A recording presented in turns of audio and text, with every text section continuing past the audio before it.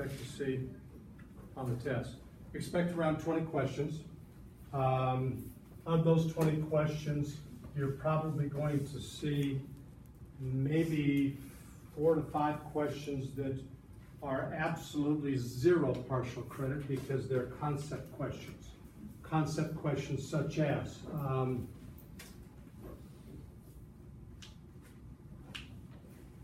a z-score measures the number of standard deviations away from the mean.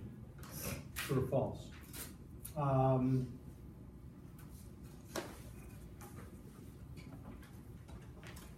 The median is the 50th percentile. True or false type of situations.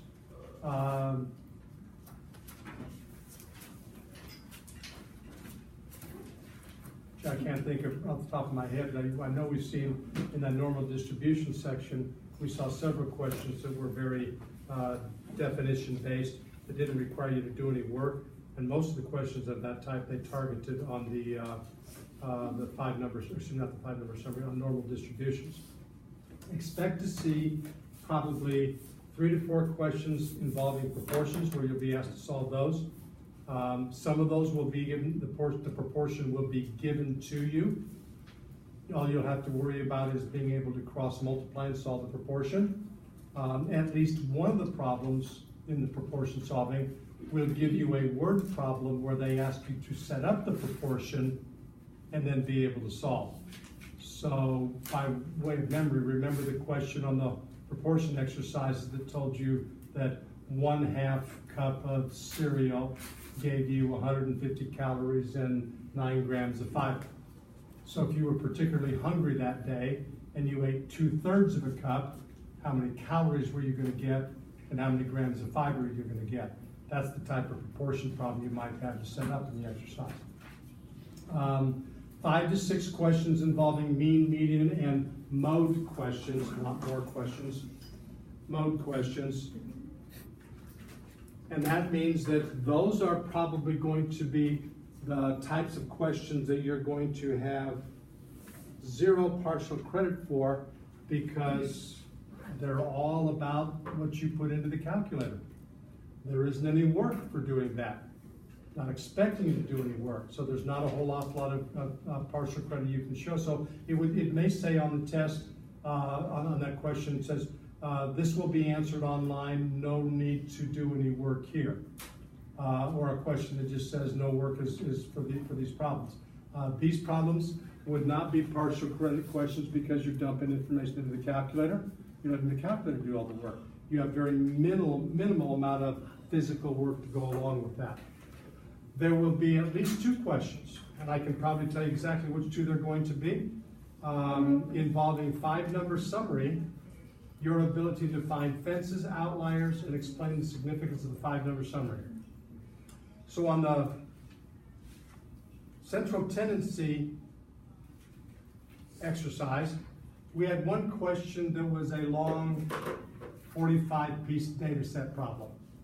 And they asked you to put the data in, identify the mean, the median, and the mode. Actually, I don't think they asked you for the mean or the mode in that particular case. I think they asked you for the median, the quartile 1, quartile 3, the maximum, the minimum, the inner quartile range. And then they asked you to identify the fences and figure out if there were any outliers. That's part of the problem you can get some partial credit on. But you're probably not going to get any partial credit on, do I have the right median, the right quartiles, the right minimum, the right maximum? Because that, again, is just dump it into the calculator and let the calculator do the work for you. But where there are cases and places for you to be able to do some calculations, then that would be where we would expect you to do that. The formulas that you need for the fences are given to you on the test. You do not need to memorize them. The formula for inner quartile range is not given to you on the test because it's a definition concept question. And it tells you exactly what you're looking for. The distance between the quartiles. What's in between the quartiles, the problem. That question and the second mode of that particular question, one question I know they're going to give you a large data set, similar to the one you saw in that homework exercise, and ask you to do a bunch of things for it. And one of the problems, they will give you the 5-number summary already finished and ask you to explain the significance of what those values mean in the problem. So we probably want to look at a problem similar to that today before we end up leaving. Probably about 5 or 6 questions that deal with normal distribution, how mean and standard deviation relate to one another. And so you can consider those types of problems to be of the type where they will say, here's the mean, here's the standard deviation, determine what value is blank number of standard deviations above the mean or below the mean. Figuring out what a standard deviation or a z-score happens to be. Given the mean and the standard deviation, determine the number of standard deviations that a given data value is away from the mean. Those are kind of opposite sides of a coin in there. One, they'll tell you, you move 2.5 standard deviations above the mean. Where are you? That's a positional value. One will say, you are here. How many standard deviations did you move? Those would be exercises you can get partial credit on.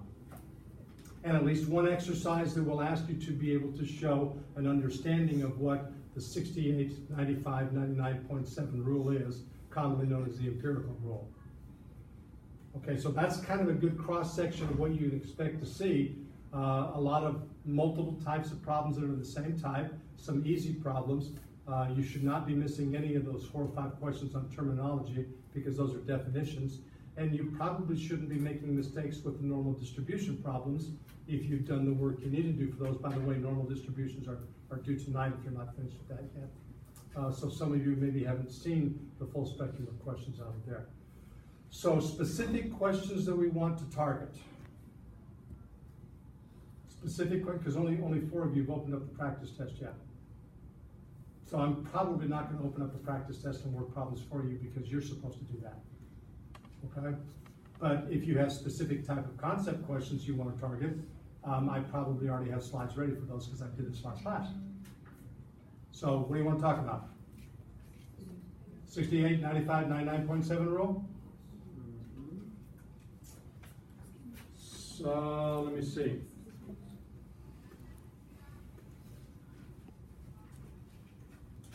There you go. The distribution of weights of automobiles is normally distributed. The 2 most important words in that sentence are normally distributed. Because as soon as you see that, it gives you the right to be able to use the 68, 95, 99.7 relationships. It targets the significance of that 1 standard deviation away from the mean distance, the 2 standard deviation, and the 3 standard deviation. So the significance of those values your question could be, they have to give you the mean, and they have to give you the standard deviation. Homework exercise, I remember they talked about a question that said, the heights of women ages 18 and older are normally distributed with the mean of this and a standard deviation of that. And then they asked you, between what values do the middle 68% lie? Some of you got the question that said, does the middle 95% lie? Some of you got the question that said, does the middle 99.7 lie? As soon as you see that question, you know that you're looking for certain significant values in the problem. So 1 standard deviation above the mean and 1 standard deviation below the mean targets 2 specific numeric values. And it tells you exactly what to do. If you've taken 1 step below the mean, the size of your step is the standard deviation, you're doing a subtraction problem. If you've taken 1 step above the mean, you've taken a step in a positive direction, so you've added that 350 pounds. So the 2 values that they're going to be looking for in this particular exercise are going to be these 2 values that are sitting right there if you get the 68% question. The support work for the problem, yeah, I know you're probably going to put it into your calculator and do the addition subtraction, but there's no reason why you couldn't do this on your paper to show me that you understand the concept in case you mistyped this sucker. If you mistyped the answer, I have no idea what you did. And I can't guess. I can't read your minds. Nor do I want to read your minds sometimes. Just like you don't want to read mine. Okay? So it's a 2-way street out there. If the question is middle 95%, then you can do it in steps. I mean, I know we did this. I know we talked about you can draw a simple number line, you can put your center down, and you can start taking steps backwards and forwards. That's a very visual approach. That's support work as well. So if you move one standard deviation above the mean, and you move a second standard deviation above the mean, you could simply say, well, I added 350, and then I added another 350 to that particular value. That's the same thing as saying that I took 2 steps of standard deviations above or below. So there's a formula that you can rely upon if you need to. If you don't want to use the formula, you can draw pictures. You have so many different ways to get these questions right that we shouldn't be making mistakes out of the problem. And if they want to know 3 standard deviations, then we know that that's suddenly associated with the 3 standard deviation marker. So we're going to go another step that sits out here, and another step that sits back over here. So whether you do it as repeated subtraction problems, or whether you do it by groups of 3 times I made that movement, 2 times I made that movement, whatnot, really doesn't make a difference to me. It's the concept you have to understand. Okay? Now, one question that you might get asked that you have difficulty with might be this last question. What percentages of autos are less than 1,750 pounds? So here's our visual. 1 standard deviation above and below the mean captures a grand total of 68%. A normal distribution is also known as a symmetric distribution. What does that mean to you?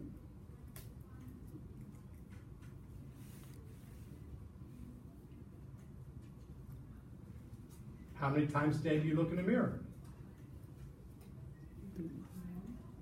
At least once in the morning when you get up to make sure your makeup's on right or your hair's combed or something like that.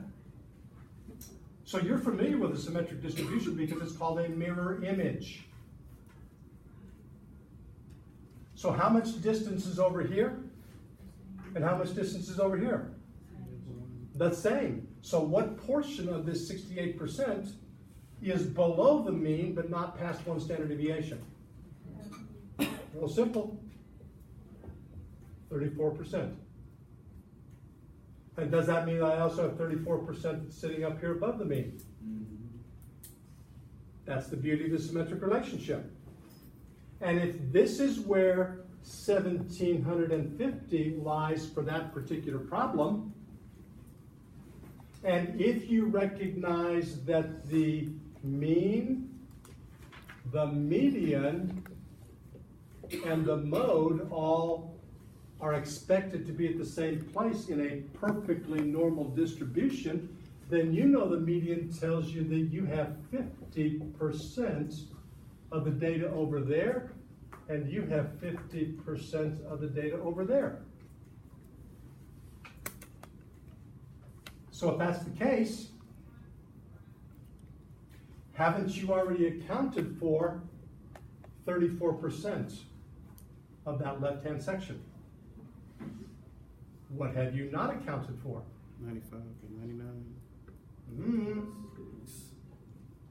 If there's 50% from the center all the way back to the end, and you've already accounted for 34% of it, what's missing? 16%.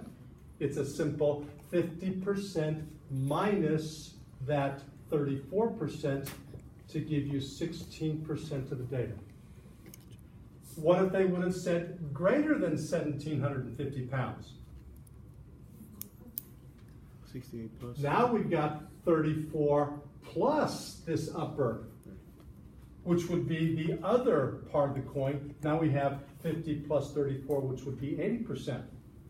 They could just as easily come back and ask you what percentage is below the second standard deviation marking, because you always have a part-to-whole relationship in the problem.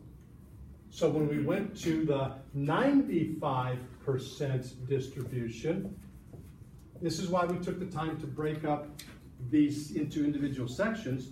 There's a difference here of 27%, right? That 20